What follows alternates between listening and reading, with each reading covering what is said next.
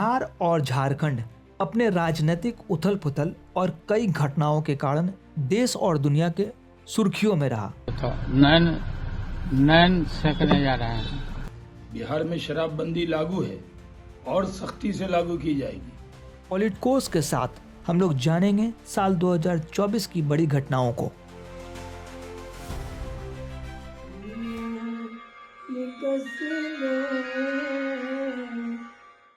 दुनिया में कई तरह के धर्म हैं, उन धर्म में कई तरह के मत हैं, उन मतों में कई तरह की मत भिन्नता भी है।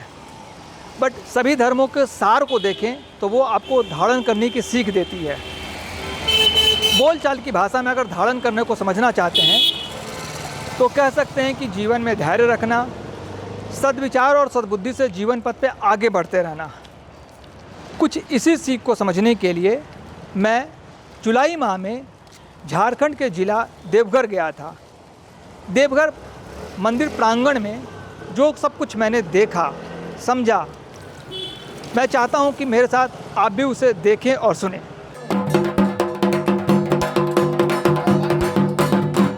अरे बेटा दे तो नाती दे तो, अरे दे तो पगवा दलान रे, अरे घूमे खातिर गाड़ी दे तो, आई बे बाबा।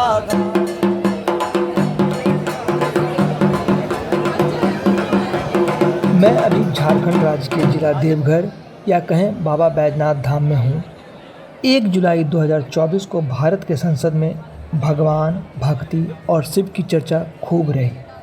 इधर 22 जुलाई दिन सोमवार से सावन का महीना शुरू हो रहा है और कहा जाता है कि सावन भगवान शिव का होता है। देवघर में भगवान शिव के 90वें ज्योतिर्लिंग मौजूद हैं और लाखों की संख्या में देश विदेश से आए लोग शिवलिंग पर अपनी मनोकामना की पूर्ति के लिए जल अर्पित करते हैं। इन्हीं सब कारणों से पॉलिटिकों की तरफ से मैं भी यहाँ भगवान शिव के दर्शन करने के लिए लाइन में तकरीबन 4 घंटे से खड़ा हूँ। मेरे पास भगवान शिव से मिलने के लिए VIP पास है। इस पास को मैंने 250 रुपये में ख़रीदा है। इस पास को आप खुद से नहीं खरीद सकते। ये पास आपको यहाँ एजेंट से लेना होगा जो आमतौर पे यहाँ के पंडे होते हैं। हिंदू मान्यताओं में भगवान शिव को सृष्टि का संहार का देवता माना जाता है। इस वीडियो में आप देख पा रहे हैं कैसे एक बेहद संकरी जगह पे तकरीबन 1000 से ज़्यादा लोग चिपक कर लाइन में खड़े हैं। भीड़ की वजह से मैं भी इसी लाइन का एक हिस्सा हूँ। मेरे दिलो दिमाग में बार बार एक ही सवाल आ रहा है कि इस तरह की बैरिकेडिंग और लोहे के ग्रिल से सील जगह किसी होने वाली नई हादसाओं का निमंत्रण तो नहीं। यहाँ पर गर्मी और उमस से कई लोगों को सांस लेने में दिक्कत हो रही है। कई बार तो घुटन की वजह से मुझे भी घबराहट हो रही है। मैं बाहर निकलना चाह रहा हूँ मगर बहुत भीड़ और वन वे रास्ता होने की वजह से मैं बाहर नहीं निकल सकता। अब मुझे लगता है मैं जिंदा हूँ। मेरे लिए भगवान की यही शक्ति है।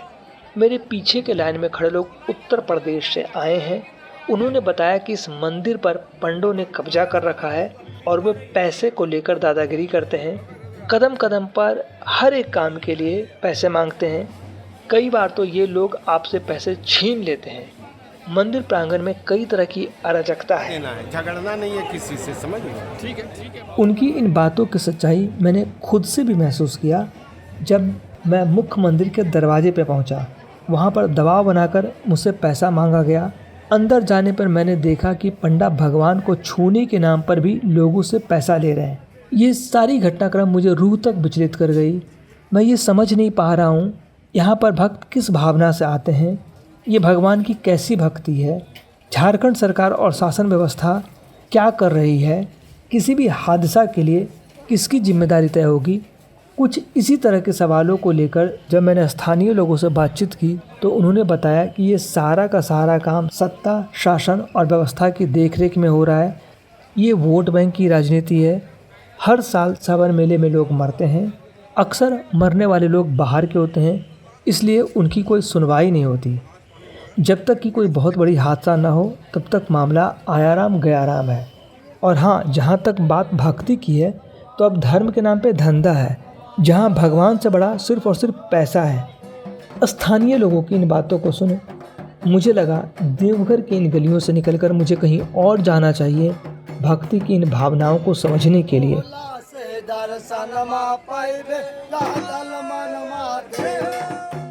पॉलिटिको से मैं Ravi, Deoghar. Please subscribe to the channel and download the Politicos app from the links in the description.